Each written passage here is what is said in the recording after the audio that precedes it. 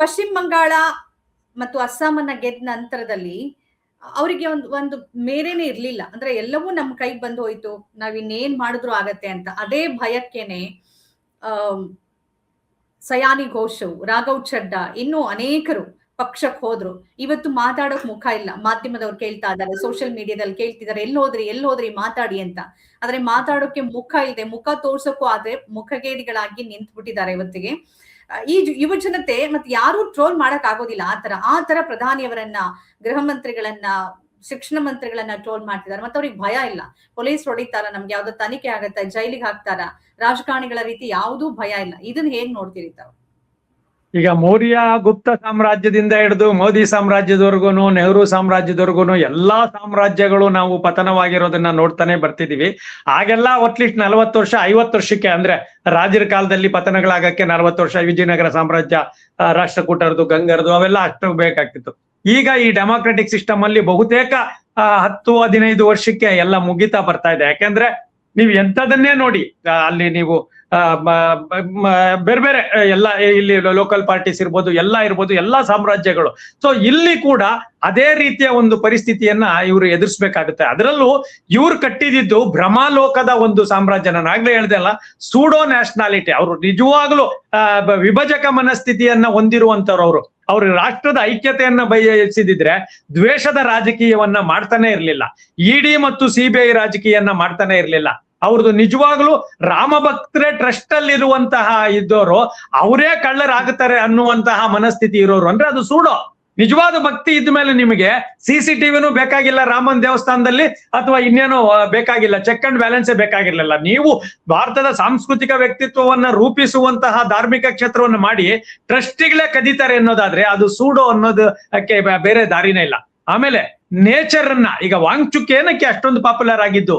ಅವ್ರು ಪಾಪ್ಯುಲರ್ ಒಂದ್ ಹಂತದಲ್ಲಿ ಅವ್ರು ಹೇಳ್ತಾರೆ, ನಂಗೆ ಚೀನಾ ಏನಾನ ಅಕಸ್ಮಾತ್ ದಾಳಿ ಮಾಡಿದ್ರೆ ಅವ್ರಿಗೆ ಬೆಂಬಲ ಕೊಡ್ಬೋದು ಅಂತ. ಏನಕ್ಕೆ ಹೇಳ್ತಾರೆ ಆ ಮಾತನ್ನ ಅಂದ್ರೆ ಅದು ಸೋಷಿಯಲ್ ಮೀಡಿಯಾದಲ್ಲಿ ಬಂದಿರೋದು. ಅಂದ್ರೆ ಅಲ್ಲಿರುವಂತಹ ಗಣಿಗಾರಿಕೆಯನ್ನ ಅದಾನಿಗೆ ಕೊಟ್ಕೊಂಡು ಅದು ಎಂತ ಪ್ರಾಕೃತಿಕವಾದ ಇದು, ಅದನ್ನ ನಾಶ ಮಾಡಕ್ಕೆ ಬಂದಿದ್ದಾರೆ. ಅದರಿಂದನೇ ವಾಂಗ್ಚುಕ್ ಅದನ್ನ ಬಂದಿರೋದು. ಅಂದ್ರೆ ಇವರು ಪ್ರಾಕೃತಿಕ ಮೌಲ್ಯಗಳನ್ನ, ಸಾಂವಿಧಾನಿಕ ಮೌಲ್ಯಗಳನ್ನ, ಮಾನವೀಯ ಮೌಲ್ಯಗಳನ್ನ ಮೂರನ್ನು ಒಟ್ಟೊಟ್ಟಿಗೆ ನಾಶ ಮಾಡ್ತಾ ಬಂದಿದ್ದಾರೆ. ಮತ್ತೆ ಅವ್ರ ಎಲ್ಲ ಯೋಜನೆಗಳು ಪಾಶ್ಚಾತ್ಯ ಸಂಸ್ಕೃತಿಯ ಪ್ರತಿಬಿಂಬ ಅಂತಿದೆ. ನರೇಂದ್ರ ಮೋದಿ ಅವರ ಯಾವ ಯೋಜನೆಗಳನ್ನೇ ನೋಡಿ, ಫಿಟ್ ಇಂಡಿಯಾ ಇರ್ಲಿ, ನಿಮಗೆ ಬೇರೆ ಬೇರೆ ಯಾವ ತರದ್ದು ಡಿಜಿಟಲ್ ಇಂಡಿಯಾ ಇರ್ಲಿ, ಸ್ಮಾರ್ಟ್ ಸಿಟಿ ಇರ್ಲಿ, ಇವೆಲ್ಲವೂ ಬಹುತೇಕ ವೆಸ್ಟರ್ನ್ ಥಿಂಕಿಂಗ್ ಅಲ್ಲೇ ಬಂದಿದೆ. ಅದರಿಂದ ದುರಂತ ಆಗ್ತಾ ಇದ್ದಿದ್ದು ನಮಗೆ. ಈ ವ್ಯಕ್ತಿ ಭಾರತೀಯ ಮೌಲ್ಯಗಳನ್ನ ಪ್ರತಿಪಾದಿಸ್ತಾರೆ ಅಂತ ನಾವು ಅನ್ಕೊಟ್ರೆ ಎಲ್ಲವನ್ನೂ ಕೂಡ ವಿದೇಶಿ ಸಂಸ್ಕೃತಿ, ಅಂದ್ರೆ ವಿದೇಶಿ ಸಂಸ್ಕೃತಿ ಅಂದ್ರೆ ನಾಗರಿಕ ಸಂಸ್ಕೃತಿ ಅಲ್ಲ. ನಾಗರಿಕ ಸಂಸ್ಕೃತಿ ತುಂಬಾ ಚೆನ್ನಾಗಿದೆ ವಿದೇಶಿದು, ಅದಲ್ಲ. ಅಂದ್ರೆ ಆ ವಸ್ತು ಸಂಸ್ಕೃತಿಯನ್ನೇ ಈತ ಮಾಡ್ಕೊಂಡೋಗಿ ನೋಡಿ, ಒಂದೊಂದನ್ನು ಯಾವ ತರಕಾರಿ ಅಂಗಡಿಗಳವ್ರದ್ದು ಎಲ್ಲ ಆಡಿಟಿಂಗ್ ಮಾಡ್ಬೇಕು, ತರಕಾರಿ ಅಂಗಡಿಗಳದ್ದು ಅಂತೆಲ್ಲ ಮಾಡಿ ನಮ್ಮ ದೇಶ ಆ ಲೆವೆಲ್ಗೆ ಹೋಗೇ ಇರ್ಲಿಲ್ಲ. ಸೊ ಆ ಕಾರಣಕ್ಕಾಗಿ ಇದನ್ನ ನೀವ್ ಹೇಳ್ದಂಗೆ ರಾಜೀನಾಮೆ ಅಂತೂ ಖಂಡಿತ ಕೊಡ್ಬೇಕು. ಕೊಡ್ಲಿಲ್ಲ ಅಂದಷ್ಟು ಒಂದು ರೀತಿ ಖುಷಿ. ಯಾಕೆ ಅಂದ್ರೆ ಈ ಚಳವಳಿ ಇನ್ನೂ ದೊಡ್ಡದಾಗ್ತಾ ಹೋಗುತ್ತೆ. ಇವ್ರು ಎಷ್ಟು ದಿನ ಡಿಲೇ ಮಾಡ್ತಾರೋ, ಧರ್ಮೇಂದ್ರ ಪ್ರಧಾನ್ ರಾಜೀನಾಮೆಯನ್ನ ಡಿಲೇ ಮಾಡ್ತಾರೋ ಅಷ್ಟ್ರ ಮಟ್ಟಿಗೆ ಜಾಗೃತಿ ಆಗ್ತಾ ಇದ್ದಾರೆ. ನೋಡಿ ಕೇರಳದಲ್ಲೂ ಕೂಡ ಎಂತ ವಿವೇಕಾನಂದ ಅವರೇ, ಮನುಷ್ಯತ್ವ ಸತ್ತ ಸರ್ಕಾರ ಹೊಡೆಯೋದಲ್ಲ, ಗುಂಡ್ ಹಾರಿಸಿದ್ರು ಕೂಡ ಅಚ್ಚರಿ ಇಲ್ಲ. ನಾವು ಕಳ್ಕೊಳ್ಳೋದು ನಮ್ಮ ವಿದ್ಯಾರ್ಥಿಗಳನ್ನ, ಆ ಭಯ ಇದ್ದೇ ಇದೆ. ಅಲ್ಲ, ಆ ಭಯ ಇದ್ರೂನು ಕೂಡ ಅದು ರಿವರ್ಸ್ ಆಗುತ್ತೆ. ನೀವ್ ಹೇಳಿದ್ರಲ್ಲ, ಎಲ್ಲಾ ಗೆದ್ದ ಮೇಲೆ ನೀವು ರೌಡಿಸಮ್, ಅಂದ್ರೆ ಈ ಮಾಫಿಯಾ ಮತ್ತು ರೌಡಿಸಮ್ಗಳು ಯಾವಾಗ್ಲೂ ಹೇಗಾಗುತ್ತೆ ಅಂದ್ರೆ ಅದು ಅಸ್ತಿತ್ವ ಕಳ್ಕೊಳ್ಳೋದು. ನಿಮಗೆ ಶತ್ರುಗಳನ್ನೆಲ್ಲ ನಾಶ ಮಾಡ್ತಾ ಬಂದು ನೀವೊಬ್ರೆ ಯಾವಾಗ ಮೇಲಕ್ಕೆ ಬರ್ತಿರಲ್ಲ, ಆಗ ನೇಚರ್ ಲಾ, ಅದು ನಿಜವಾಗ್ಲೂ ನೇಚರ್ ಲಾ ಅಂದ್ರೆ ಆಗ ನಿಮ್ಮ ಕುಸಿತ ಸ್ಟಾರ್ಟ್ ಇದಾಗುತ್ತೆ. ಅಲ್ಲಿವರೆಗೂ ಆಗೋದಿಲ್ಲ. ಈಗ ಇವ್ರು ಏನು ಅದನ್ನ ಮಾಡಿದ್ರು, ಜೊತೆಗೆ ಇದನ್ನ ಮಾಡೋ ಅಷ್ಟೊತ್ತಿಗೆ ನಿಮ್ಮೆಲ್ಲ ಐಡಿಯಾಲಜಿ, ನಿಮ್ಮೆಲ್ಲ ಶ್ರಮ, ನಿಮ್ಮೆಲ್ಲ ಆಯಸ್ಸು, ನಿಮ್ಮೆಲ್ಲ ಆರೋಗ್ಯ ಇದೆಯಲ್ಲ, ಅದು ಕಳ್ಕೋತಾ ಬರ್ತಾ ಇರ್ತೀರಿ. ಎಲ್ಲ ಇವ್ರೇನ್ ಸೂಪರ್ ಮ್ಯಾನ್ ಅಲ್ಲ, ಪ್ರಧಾನ ಮಂತ್ರಿಗಳೇನ್ ಸೂಪರ್ ಮ್ಯಾನ್ ಅಲ್ಲ. ಸೊ ಅದರಿಂದ ಖಂಡಿತವಾಗ್ಲೂ ಆ ಕುಸಿತವನ್ನ ಕಾಣ್ತಾ ಇದೆಯಲ್ಲ, ಇದು ನನ್ನ ನಿರೀಕ್ಷಿತವೇ. ಖಂಡಿತವಾಗ್ಲೂ ನನಗೆ ಗೊತ್ತಿತ್ತು. 2 ಆದ್ಮೇಲೆ ಲಾಸ್ಟ್ ಟೈಮೇ 240 ಬಂದಿದೆ. ಬೈ ಚಾನ್ಸ್ ಅವರು ಎಸ್ಕೇಪ್ ಆದ್ರಷ್ಟೇ ಅವರು. ಅದರಲ್ಲಿ ಈಸ್ ಎ ಲಕ್ಕಿ ಫೆಲೋ. ಇಲ್ಲ ಅಂದಿದ್ರೆ ಖಂಡಿತವಾಗ್ಲೂ ಆಗ್ತಾ ಇಲ್ಲ. ಈಗ ತಾನಾಗಿ ಆಗ್ತಾ ಇದೆ. ಓಕೆ, SIR ಮಾಡಿಲ್ಲ ಅಂದ್ರೆ ಅವ್ರು ಈವನ್ ವೆಸ್ಟ್ ಬೆಂಗಾಲಲ್ಲೂ ಕೂಡ ಅವರು ಇದಾಗಕ್ ಆಗ್ತಾ ಇರ್ಲಿಲ್ಲ. ಅದೇ SIR ರಿವರ್ಸ್ ಆಯ್ತು ಕರ್ನಾಟಕದಲ್ಲಿ. ನಿಮ್ಗೆ ಗೊತ್ತಿದೆ, SIR ಅವ್ರು ಯಾರನ್ನ ಕೈ ಬಿಡ್ತಾರೆ ಅಂತಿದ್ರು, ಇಲ್ಲಿನ ಸರ್ಕಾರ ಏನ್ ಮಾಡ್ತು, ಕೈ ಬಿಡೋರ್ನೇ ಫಸ್ಟ್ ಜಾಯಿನ್ ಮಾಡಕ್ಕೆ ಶುರು ಮಾಡಿದೆ. ಈಗ ನಿಜವಾಗ್ಲೂ ಮಿಸ್ ಆಗ್ತಾ ಇರೋದು ಬೇರೆ, ಅವ್ರಿಗೆ ಒಂಥರ ಉಲ್ಟಾ ಆಗ್ತಾ ಇದೆ. ಯಾರನ್ನ ಕೈ ಬಿಡ್ಬೋದು ಅಂತ ಇವ್ರು ಎಕ್ಸ್ಪೆಕ್ಟ್ ಮಾಡಿದ್ರಲ್ಲ, ಅವರನ್ನೇ ಮೊದಲು ಅದ್ರೊಳಗಡೆ ಸೇರ್ಸ್ಬಿಟ್ಟಿರೋದ್ರಿಂದ ಸೊ ಅದು ನಡೀತಾ ಇಲ್ಲ. ಸೊ ಆ ಕಾರಣಕ್ಕಾಗಿ ಖಂಡಿತವಾಗ್ಲು ನಾನು ಮತ್ತೆ ಹೇಳೋದೇನು ಅಂದ್ರೆ, ಈ ಎಕ್ಸಾಮ್ಸು ಅದೆಲ್ಲ ಸಾಮಾಜಿಕ ಸಮಸ್ಯೆ, ಆದ್ರೆ ಸರ್ವಾಧಿಕಾರಿಯ ದುರಹಂಕಾರಕ್ಕೆ ಒಂದು ದೊಡ್ಡ ಪೆಟ್ಟು ಸಿಜೆಪಿ ಕೊಟ್ಟಿದೆ. ಅವ್ರಿಗೆ ಯಾವ ಸೋಷಿಯಲ್ ಮೀಡಿಯಾ ಮುಖಾಂತರ ಅವರು ಈ ದೇಶದ ಚುಕ್ಕಾಣಿ ಹಿಡಿದ್ರು, ಅದೇ ಸೋಷಿಯಲ್ ಮೀಡಿಯಾ ಇವತ್ತು ಅವರಿಗೆ ವಿರುದ್ಧ ನಿಂತಿರೋದು ಒಂದು ರೀತಿಯ ಅದೇ ವರ್ಗ. ಇದೊಂದು ಸಮಾಧಾನಕರ ವಿಷಯ. ಮುಳ್ಳನ್ನೇ ತೆಗಿಬೇಕು ಅನ್ನೋದು ನಿಜ ಆಗ್ತಿದೆ. ಓಕೆ, ರಾಜಲಕ್ಷ್ಮಿ ಅವರೇ, ಮೊನ್ನೆ 20ನೇ ತಾರೀಕು ತನಕ ಒಂದ್ ರೀತಿ ಸತ್ತು ಮಲಗಿದಂತಿದ್ದ ಬೇರೆ ಬೇರೆ ಸೋಕಾಲ್ಡ್ ಗಣ್ಯರು, ನಾನು ಅವರನ್ನ ನಗಣ್ಯರು ಅಂತ ಕರಿತೀನಿ, ನಾನು ಅವರನ್ನ ಗಣ್ಯರು ಅಂತ ಕರೆಯೋದಿಲ್ಲ, ಮತ್ತು ಕೆಲವು ಮಾಧ್ಯಮಗಳು ಮೊನ್ನೆ ಆದ ನಂತರದಲ್ಲಿ ಹೊಸ ವರಸೆ ಯಾರು ರಾಷ್ಟ್ರೀಯವಾದಿ ಪತ್ರಕರ್ತರಿದ್ರು ಅಥವಾ ಸೆಲೆಬ್ರಿಟಿಗಳಿದ್ರು, ಈಗ ಒಬ್ಬೊಬ್ಬರೇ ಬಿಲದಿಂದ ಹೊರಗಡೆ ಬರ್ತಿದ್ದಾರೆ, ನಿಧಾನಕ್ಕೆ ಬೆಂಬಲ ಕೊಡ್ತಿದ್ದಾರೆ, ಸರ್ಕಾರ ಮೊದಲೇ ಮಾಡ್ಬೇಕು ಅಂತ. ಏನ್ ಅನ್ಸತ್ತೆ ಇವ್ರುಗಳನ್ನ ನೋಡಿದಾಗ? ಗೆದ್ದೆತ್ತಿನ ಬಾಲ ಹಿಡಿಯೋದಾ ಇದು? ಇವ್ರೆಲ್ಲಾರು ಹಿಂದಿನ ಸರ್ಕಾರ ಇದ್ದಾಗನು ಅಲ್ಲಿ ಅವ್ರ ಪರವಾಗಿ ಮಾತಾಡ್ತಿದ್ರು. ಬಟ್ ಈ ಲೆವೆಲ್ದೊಳಗೆ ಮಾರ್ಕೊಂಡ ಮಾಧ್ಯಮ ಅಂತ ನಾವು ಶಬ್ದ ಯೂಸ್ ಮಾಡ್ತೀವಲ್ಲ, ಇದಕ್ಕೆ ಇನ್ನೊಂದು ರೀಸನ್ ಏನಂತಂದ್ರೆ, ಮಾಧ್ಯಮ ಲಿಟ್ರಲಿ ಮಾರ್ಕೊಂಡದೆ. ಅಂದ್ರೆ ಪ್ರತಿಯೊಂದು ಮಾಧ್ಯಮ ಹೌಸ್, ಮೀಡಿಯಾ ಹೌಸ್ಗಳನ್ನ ಅಂಬಾನಿ ಅದಾನಿಗಳೇ ಖರೀದಿ ಮಾಡಿ, ಟೋಟಲ್ ಹಿಂದಿ ಒಳಗಂತೂ ಇಂಗ್ಲಿಷ್ ಒಳಗೆ NDTV ಅನ್ನೋದು ಒಂದಿತ್ತು ಸ್ವಲ್ಪ ದಿನ, ಅದ್ ಬಿಟ್ರೆ ಎಲ್ಲಾನು ಪ್ಯಾರಲಲ್ ಮೀಡಿಯಾದೊಳಗ ಅಷ್ಟೇ ರಿಯಾಲಿಟಿ ಹುಡುಕ್ಬೇಕು. ನಿಮಗೆ ನಿನ್ನೆಯಿಂದ ಮೊನ್ನೆತನಾನು ಈ ಚೈನೀಸ್ ಏಜೆಂಟು ಅದು ಇದು ಅಂತಾನೆ ಈ ಮಕ್ಕಳನ್ನ ಕರೆದ್ರು, ಈ ಯುವಕರನ್ನ ಕರೆದ್ರು ಇವ್ರೆಲ್ಲಾರು. ಆದ್ರೆ ಗ್ರೌಂಡ್ ರಿಯಾಲಿಟಿ ಒಳಗೆ ಇವ್ರದ್ ಮೈಕ್ ಹಿಡ್ಕೊಂಡು ಹೊಂಟಾರಲ್ಲ ಅಲ್ಲಿ ರಿಪೋರ್ಟರ್ಗಳು, ಅವ್ರಿಗೆ ಯಾವ ಮಟ್ಟಕ್ಕಲ್ಲಿ ಯುವಜನರ ಚೀಮಾರಿ ಹಾಕಿ ದೂರ ನುಗ್ಗಿಸಿ ಕಳ್ಸಾಕತ್ತಾರ ಅಂತಂದ್ರೆ ಅದು ಒಂಥರ ಬರೇ ಎಂಬ್ಯಾರಸ್ಮೆಂಟ್ ಅಲ್ಲ, ಇಟ್ಸ್ ಅ ಶೇಮ್. ಅಲ್ಲಿ ಹೋಗಿರುವ ರಿಪೋರ್ಟರ್ಗಳು ಅವರು ಒಡೆಯರಲ್ಲ, ಅಥವಾ ಹೌದು ಅವರು ಒಡೆಯರು ಅಲ್ಲ, ಅವ್ರ ಆಂಕರ್ಗಳು ಅಲ್ಲ. ಆದ್ರೆ ಕೊಲಾಟರಲ್ ಡ್ಯಾಮೇಜ್ ಅಂತ ನೀವು ಕೇಳಿರಿ ಅಲ್ಲ, ಕೊಲಾಟರಲ್ ಡ್ಯಾಮೇಜ್ ಅನ್ನೋದೊಂದು ಕೇಳಿರ್ತೀರಿ, ಅಥವಾ ಇನ್ನೂ ಒಂದು ಇದನ್ನ ಕೇಳಿರ್ತೀರಿ, ವೈಕೇರಿಯಸ್ ಲಯಬಿಲಿಟಿ ಅನ್ನೋದನ್ನು ಕೇಳಿರ್ತೀವಿ. ಇಲ್ಲಿ ನನಗದು ಸಂಬಂಧ ಇಲ್ಲ ಅಂತ ಅವ್ರು ಹೇಳಕ್ ಬರಂಗಿಲ್ಲ. ಇವ್ರು ರಿಯಾಲಿಟಿನೇ ಶೂಟ್ ಮಾಡ್ಕೊಂಡು ಹೋಗಿ ಅಲ್ಲಿ ಕೊಟ್ರು ಅದೇ ವಿಜುವಲ್ಸ್ ಅನ್ನ ಬೇರೆ ಆಂಗಲ್ದಾಗ ಎಕ್ಸ್ಪ್ಲೇನ್ ಅವ್ರು ಮಾಡಿದ್ರು ಅಂದ್ರೆ ಅದು ಯಾರ್ ತಪ್ಪು ಅಂತ ನಾವ್ ಹೇಳಕ್ ಆಗುದಿಲ್ಲ. ಮೀಡಿಯಾ ಹೌಸ್ ತಪ್ಪು, ಆ ಚಾನಲ್ ತಪ್ಪು.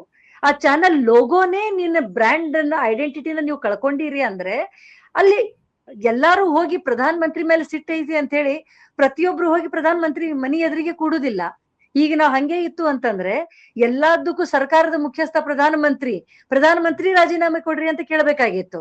ಈಗ ಧರ್ಮೇಂದ್ರ ಪ್ರಧಾನನ್ನ ಯಾಕೆ ಕೇಳ್ತಾರ ಅಂತಂದ್ರೆ ಪ್ರತಿಯೊಂದು ವಿಂಗಿಗೂ ಒಬ್ಬೊಬ್ರು ಹೆಡ್ ಅಂತ ಇರ್ತಾರೆ, ಸೊ ಅಲ್ಲಿ ಕೇಳ್ತಾರೆ. ಅದೇ ರೀತಿ ನೀವು ಮೀಡಿಯಾದೊಳಗೆ ರಿಪ್ರೆಸೆಂಟೇಟಿವ್ ಆಗಿ ಯಾರು ಬಂದಿರಿ, ಇದು ನಿಮ್ಮ ಹಣೆ ಬರ, ನೀವು ಆ ಚಾನೆಲ್ದಾಗ ಅದಿರಿ ಅಂತಂದ್ರೆ you have to face this shame ಅಥವಾ ಇನ್ಸಲ್ಟ್. ಆವಾಗಾದ್ರೂ ಅಟ್ಲೀಸ್ಟ್ ಸ್ವಲ್ಪ ಬುದ್ಧಿ ಬರ್ತದೆ. ಇನ್ನೂ ಒಂದು ವಿಚಾರ ಮಾಡ್ರಿ, ಎಷ್ಟು ರೀಲ್ಸ್ ಒಳಗ್ ತೋರಿಸಿದ್ರು, ಎಷ್ಟು ವಿಡಿಯೋದೊಳಗೆ ಹುಡುಗರು ಕ್ಯಾಪ್ಚರ್ ಮಾಡಿದ್ರು, ಅಷ್ಟು ಆ ಒಂದು ಮುಂಜಾಗ್ರತೆ, ಆ ಬುದ್ಧಿ, ಆ ಟೋಟಲಿ ಯಾವುದೇ ಬ್ಯಾಕ್ ಗ್ರೌಂಡ್ ಇರ್ಲಾರ್ದ ಮಕ್ಕಳಿಗೆ ಹೆಂಗ್ ಬಂತು ಅಂದ್ರೆ, ಕಲ್ಲು ಇಟ್ಟಿಗೆ ತುಂಬಿದಂತ ಟ್ರಕ್ಗಳನ್ನ ತಂದು ನಿಲ್ಸಾರ ಪೊಲೀಸರು. ಏನ್ ಉದ್ದೇಶ ಇತ್ತು ಅವ್ರದ್ದು? ಆಮೇಲೆ ನುಜ್ಜುಗಜ್ಜಾದಂತ ಕಾರ್ಗಳನ್ನ ತಂದು ನಿಲ್ಸಾರೆ. ಅಂದ್ರೆ ರೆಡಿ ಆಗಿದೆ, ಕರೆಕ್ಟ್. ಒಬ್ಬ ಸ್ಕ್ರಿಪ್ಟ್ ರೆಡಿ ಅದ, ಸ್ಕ್ರಿಪ್ಟ್ ರೆಡಿ ಆಗಿ ಮೀಡಿಯಾ ಹೌಸ್ಗಳಿಗೆ ಕೊಟ್ಟಿದ್ರು ಅವರು. ನಿಮ್ಮಿಂದ ನಮಗೆ ತೊಂದರೆ ಆಗ್ತಾ ಇದೆ, ನಿನ್ ಪಾಕೆಟ್ ಅಲ್ಲಿ ಒಂದು 20 ಗ್ರಾಮ್ ಏನಾದ್ರು ಗಾಂಜಾ ಇಟ್ಬಿಟ್ರೆ ನಿಮ್ ಹೆಂಗ್ ಒಳಗ್ ಕಳಿಸ್ಬೇಕು ಗೊತ್ತು ಅಂತ ಅಂದ್ರೆ ಯಾವ ರೀತಿ ಆಲೋಚನೆ ಇಟ್ಕೊಂಡ್ ಬಂದಿದ್ದಾರೆ? ಅಥವಾ ಅವರ ಆಲೋಚನೆ ಅಲ್ಲ, ಕಂಪ್ಲೀಟ್ಲಿ ಅವ್ರಿಗೆ ಅದ್ರೊಳಗೆ ರಿಯಲ್ ಪೊಲೀಸರು ಎಷ್ಟದಾರ ಗೊತ್ತಿಲ್ಲ, ರಿಸರ್ವ್ ಪೊಲೀಸರು ಎಷ್ಟದಾರ ಗೊತ್ತಿಲ್ಲ, ತ್ರಿಪುರಾದಿಂದ ಪೊಲೀಸರನ್ನ ಕರ್ಸ್ಯಾರ. ಸೊ ಅವ್ರಿಗೆ ಲ್ಯಾಂಗ್ವೇಜು ಬರಂಗಿಲ್ಲ, ಇವ್ರು ಏನ್ ಮಾತಾಡಕತ್ತಾರ ಗೊತ್ತಿಲ್ಲ. ಇನ್ಸ್ಟ್ರಕ್ಷನ್ಸ್ ಒಬ್ಬ ಪೊಲೀಸರ ಮೇಲೂ ಅಂದ್ರೆ ಮೆಜಾರಿಟಿ ಪೊಲೀಸರ ಮೇಲೆ ಅವ್ರ ಲೆವೆಲ್ ಇಲ್ಲ, ಅವ್ರ ಹೆಸರಿಂದು. ಯಾಕಿಲ್ಲ ಅಂತ ಕೇಳಿದ್ರೆ ಒಬ್ಬಕಿ ಲೇಡಿ ಪೊಲೀಸ್ ಹೇಳ್ತಾಳೆ ಶೆಕಿ ಸಲುವಾಗಿ ಅಂತ, ಆಕಿಗೆ ಬಿಸಿಲಿನ ಸಲುವಾಗಿ ಬ್ಯಾಚ್ ತೆಗಿತಾರ ಯಾರಾದ್ರೂ? ಏನ್ ಎಕ್ಸ್ಪ್ಲನೇಷನ್ ಕೊಡ್ತೀರಿ? ಆ ಮಕ್ಕಳನ್ನ ಹೊಡಿಯಾಕ ಇರುವಂತ ಲಾಠಿಗಳಿಗೆ ಜಂಗ್ ಹತ್ತಿದ ಮೊಳೆಗಳನ್ನ ಸಿಗಿಸ್ಕೊಂಡ್ ಬಂದಾರ. ಮೊಳೆ ಅದರಿಂದ ಹೊಡೆದು ಪಾಪ ಇದ್ರ ಮೇಲೆಲ್ಲ ದೇಹ ತೂತ್ ಹೊಡೆದಾರ. ಏನ್ ಮಾಡಕತ್ತೀರಿ ನೀವು? ಆಮೇಲೆ ಇವತ್ತಿನ ಸುದ್ದಿ ಪ್ರಕಾರ ಪೊಲೀಸರು ಸ್ಟೇಟ್ಮೆಂಟ್ ಕೊಟ್ಟಾರ, ಯಾರ್ಯಾರು ಕ್ಯಾಮೆರಾದಾಗ ಕ್ಯಾಪ್ಚರ್ ಆಗ್ಯಾರ ಅವ್ರ ಮುಖಗಳನ್ನ ಅವ್ರನ್ನ ಐಡೆಂಟಿಫೈ ಮಾಡಿ ಅವ್ರ ಪಾಸ್ಪೋರ್ಟ್ ಗಳನ್ನ ಕ್ಯಾನ್ಸಲ್ ಮಾಡ್ತಾರಂತೆ. ಅಂದ್ರೆ ಎಷ್ಟ್ರ ಮಟ್ಟಿಗೆ ಅವ್ರು ಪ್ರಿಪೇರ್ ಆಗ್ಯಾರ, ಎಷ್ಟ್ರ ಮಟ್ಟಿಗೆ ಅವರಿಗೆ ಈ ಒಂದು ಇನ್ಸ್ಟ್ರಕ್ಷನ್ಸ್ ಕೊಟ್ಟದೆ, ಯಾವ ಮಟ್ಟಕ್ಕೆ ಈ ಒಂದು ಚಳವಳಿನ ಹತ್ತಿಕ್ಕ ಸಲುವಾಗಿ ತಯಾರಿಗಳು ನಡೆದಾವು. ಇದು ಎಲ್ಲದರ ನಡುವೆ ಟೋಟಲಿ ಅತಿ ಒಂದು ಹೋಪ್ಲೆಸ್ ಆಗಿ ಮಾತಾಡಿದ್ದು ಸಿಜೆ ಅಂತ ಹೇಳಕ್ಕೂ ನಮಗೆ ಇವತ್ತು ಅಸಹ್ಯ ಅನಿಸ್ತದೆ.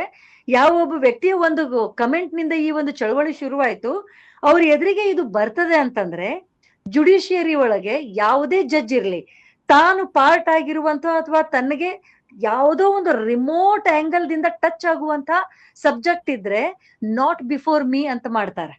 ಯಾಕಂದ್ರೆ ಪರ್ಸನಲ್ ಇಂಟ್ರೆಸ್ಟ್ ಅನ್ನ ಕಾಯಬಾರ್ದು ಅಂತ ಹೇಳಿ ಇದನ್ನ ಬೇರೆ ಬೇರೆ ಜಡ್ಜ್ಗಳು ಬೇರೆ ಬೇರೆ ಕಾರಣಕ್ಕೆ ಮಾಡ್ತಾರೆ. ಎಷ್ಟೋ ನೀವು ನೋಡಿದ್ರಿ, ಯಡಿಯೂರಪ್ಪ ಕೇಸು ಅಥವಾ ಇದ್ರ ಕೇಸ್ ಬಂದಾಗ ನಾಟ್ ಬಿಫೋರ್ ಮೀ ಮಾಡಿದ್ರು, ಅವ್ರವ್ರ ಪರ್ಸನಲ್ ಇಂಟ್ರೆಸ್ಟ್. ಈ ಇಡೀ ಕಾಕ್ರೋಚ್ ಚಳುವಳಿ ಸ್ಟಾರ್ಟ್ ಆಗಿದ್ದೆ ಸಿಜೆ ಮಾಡಿರೋ ಕಮೆಂಟ್ ನಿಂದ. ಆ ಮನುಷ್ಯ ಅದ್ ಹೆಂಗ್ ಈ ಕೇಸನ್ನ ತಾನು ಎಂಟರ್ಟೈನ್ ಮಾಡ್ತಾರೆ? ಇದು ಬೇಕಾದಂತದ್ದಿರ್ಲಿ, ನನ್ ಎದುರಿಗೆ ಬೇಡ ಅಂತ ಹೇಳಿ ತೆಗಿಬೇಕಾಗಿತ್ತು. ಇಂಪಾರ್ಷಿಯಲ್ ಬೇರೆ ಯಾವ್ದಾರ ಜಡ್ಜ್ಗೆ ಅದನ್ನ ಕೊಡ್ಬೇಕಾಗಿತ್ತು. ಆಮೇಲೆ ಇಡೀ ಒಂದು ಜನರೇಷನ್ ಅಲ್ಲಿ ಬಾಯ್ಲ್ ಆಗುವಾಗ ಆ ಮಕ್ಕಳ ಮೇಲೆ ಅಷ್ಟು ಅನ್ಯಾಯ ಆಗಕತ್ತದಂತ ಗೊತ್ತಿದ್ದಾಗ ಒಂದು ಜುಡಿಷಿಯಲ್ ವಿಸ್ಡಮ್ ಅನ್ನೋದಿರ್ತದೆ, ಜುಡಿಷಿಯಲ್ ಆಕ್ಟಿವಿಸಮ್ ಅನ್ನೋದಿರ್ತದೆ, ಸೋ ಮೋಟೋ ಆಕ್ಷನ್ ಅನ್ನೋದಿರ್ತದೆ. ಏನರಿ ಒಂದರೇ ಆಂಗಲ್ ದಾಗ ಇವ್ರು ಅದ್ರ ಬಗ್ಗೆ ಮಾತಾಡಿದ್ರ? ನನಗೆ ವಿಡಿಯೋ ನೋಡಕ್ ಇಂಟ್ರೆಸ್ಟ್ ಇಲ್ಲ. ವಿಡಿಯೋ ಸರ್ವೋಚ್ಚ ನ್ಯಾಯಾಲಯದ ನಂತರ ಯಾವ್ದೋ ನ್ಯಾಯಾಲಯ ಇಲ್ಲ. ಹೌದು, ಓಕೆ, ಇಲ್ಲಿ ಎಲ್ಲಿ ಹೋಗ್ಬೇಕು ಅವ್ರು? ನನಗ್ ನೋಡಕ್ ಟೈಮ್ ಇಲ್ಲ ಅಂತಂದ್ರೆ ಏನು ಕಾಫ್ ಪಂಚಾಯತಿ ಎದುರಿಗೆ ಹೋಗ್ಬೇಕಾ? ವೇಸ್ಟ್ ಮೈ ಟೈಮ್, ನಿಮ್ ಟೈಮನ್ನು ವೇಸ್ಟ್ ಮಾಡ್ಕೋಬೇಡಿ, ನನ್ ಟೈಮನ್ನು ವೇಸ್ಟ್ ಮಾಡ್ಬೇಡಿ ಅಂತ ಅಂತಾರೆ. ಇವ್ರ ಟೈಮ್ ಎಷ್ಟು ಇಂಪಾರ್ಟೆಂಟ್ ಅದ ಅದು ನಮಗ್ ಗೊತ್ತಾಗ್ಯದ ಈಗ. ಇವ್ರ ಟೈಮ್ ಇಂಪಾರ್ಟೆಂಟ್ ಇತ್ತು ಅಂತಂದ್ರೆ ಅದನ್ನ 2 ನಿಮಿಷನಾಗ ನೋಡಿ ಈ ಪ್ರಾಜೆಕ್ಟ್ ಇದನ್ನ ಆಕ್ಷನ್ ತಗೋತಿದ್ರು. ಇವ್ರ ಟೈಮ್ ಎಲ್ಲಿ ಸ್ಪೆಂಡ್ ಆಗಕತ್ತದ ಅದು ವಿ ಡೋಂಟ್ ನೋ, ಅದನ್ನ ಕಮೆಂಟ್ ಮಾಡಕ್ ಆಗಂಗಿಲ್ಲ. But this is the death of democracy ಅಷ್ಟೇ ಅಲ್ಲ, death of judiciary, the way chief justice spoke this day. ನಮ್ಮ ಕಾರ್ಯಕ್ರಮಗಳನ್ನ ನೀವು ನೋಡ್ತಾ ಇದ್ರೆ ನಮ್ಮ ಚಾನೆಲ್ ಅನ್ನ ಸಬ್ಸ್ಕ್ರೈಬ್ ಮಾಡಿ, ಪಕ್ಕದ ಬೆಲ್ ಐಕಾನ್ ಒತ್ತಿ ನಮ್ಮನ್ನ ಬೆಂಬಲಿಸಿ. ಹಾಗೆ ನಮ್ಮ ಕಾರ್ಯಕ್ರಮಗಳನ್ನ ಲೈಕ್ ಮಾಡಿ, ಕಮೆಂಟ್ ಮಾಡಿ, ಅದನ್ನ ಬೇರೆಯವರಿಗೂ ವಾಟ್ಸ್ಆಪ್ ಮೂಲಕ ಶೇರ್ ಮಾಡಿ. ನೀವು ಹೀಗೆ ಮಾಡಿದಾಗ ನಮ್ಮ ಚಾನೆಲ್ ಇನ್ನಷ್ಟು ಮತ್ತಷ್ಟು ಜನರಿಗೆ ತಲುಪಲು ನೀವು ನಮ್ಮೊಂದಿಗೆ ಸಹಕರಿಸಿದ ಹಾಗಾಗುತ್ತೆ. ಇದು ನೀವು ಯಾವುದೇ ಖರ್ಚಿಲ್ಲದೆ ಕೆಲವೇ ಸೆಕೆಂಡುಗಳಲ್ಲಿ ನೀಡಬಹುದಾದ ಸಹಕಾರ. ಧನ್ಯವಾದಗಳು.